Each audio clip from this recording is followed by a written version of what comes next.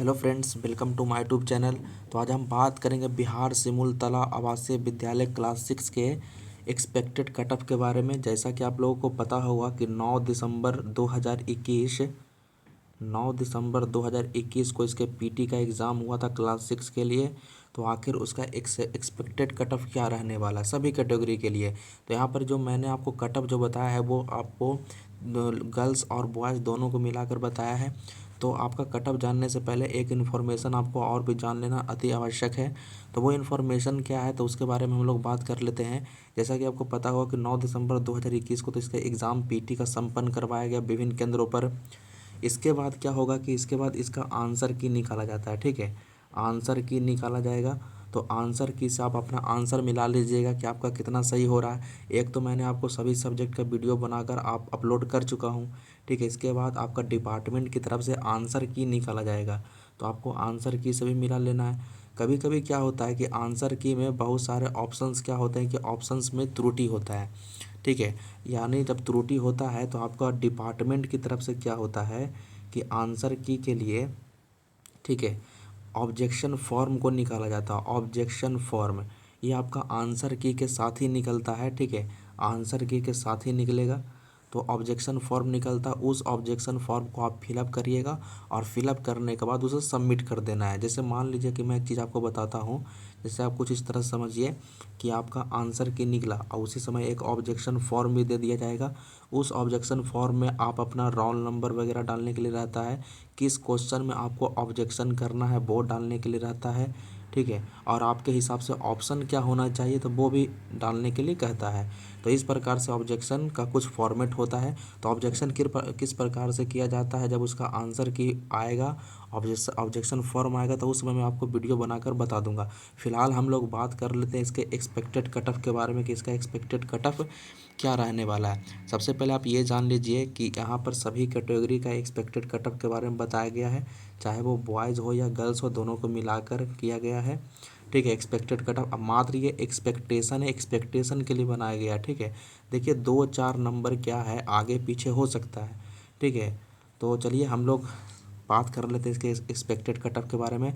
तो आपको सबसे पहले करना क्या है, चैनल को सब्सक्राइब कर दीजिएगा और हो सके तो मैक्सिमम जितना हो सके तो शेयर कर दीजिएगा।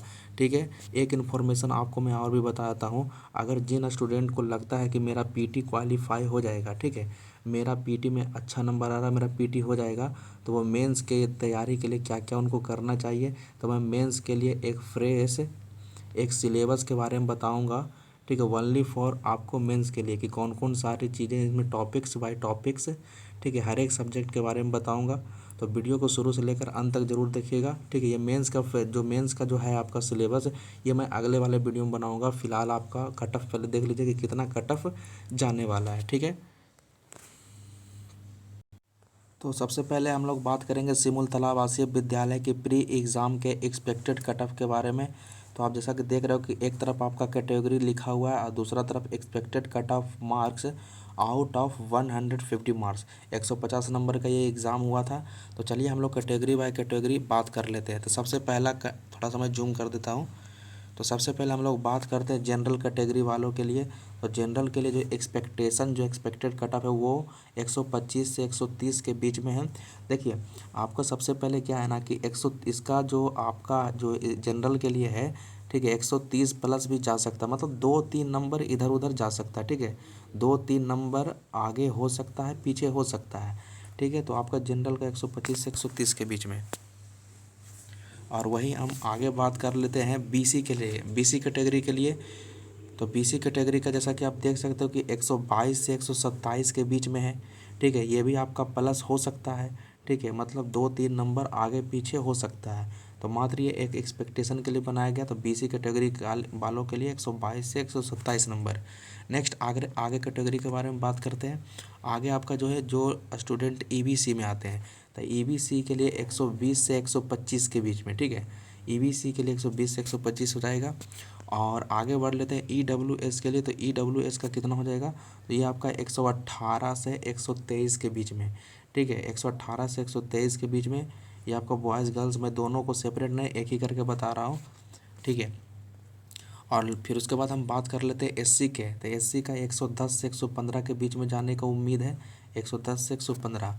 उसके बाद जो हैंडीकैप्ड लोग होते हैं, ठीक है, जो दिव्यांग लोग होते हैं तो उनका 100+ जाने का उम्मीद है, ठीक है। तो ये आपका सभी कैटेगरी के बारे में यहाँ पर कट ऑफ को बताया गया है। तो आप देख लीजिए कि आप किस कैटेगरी में आते हैं और आपका इतना कट ऑफ बन रहा है या नहीं, ठीक है। 2-4 नंबर इधर उधर हो सकता है, मैं पहले आपको बता रहा हूँ, या तो फिर प्लस में भी जा सकता है, ठीक है, या माइनस में। देखिए माइनस में तो कम ही उम्मीद है कि जाने का उम्मीद हो, ठीक है। 2-3 नंबर आपका आगे हो सकता है, ठीक है। तो आई होप फ्रेंड्स ये वीडियो आपको पसंद आई है। तो वीडियो पसंद आई है तो चैनल को जरूर सब्सक्राइब कर दीजिएगा, मैक्सिमम हो सके तो जितना आप शेयर कर सकते हो। इसके बाद मैं मेंस का एक वीडियो आएगा मेंस के लिए, ठीक है। मेंस के लिए मैं फ्रेश एक आपका सिलेबस बना दूंगा और क्या क्या आपको पढ़ना है पूरा डिस्क्रिप्टिव विस्तार से बताऊंगा कि क्या क्या उसमें पढ़ना है मेंस के लिए, ठीक है। तो तब तक के लिए हम वीडियो यहीं तक रहने देते, तब तक के लिए जय हिंद, जय भारत।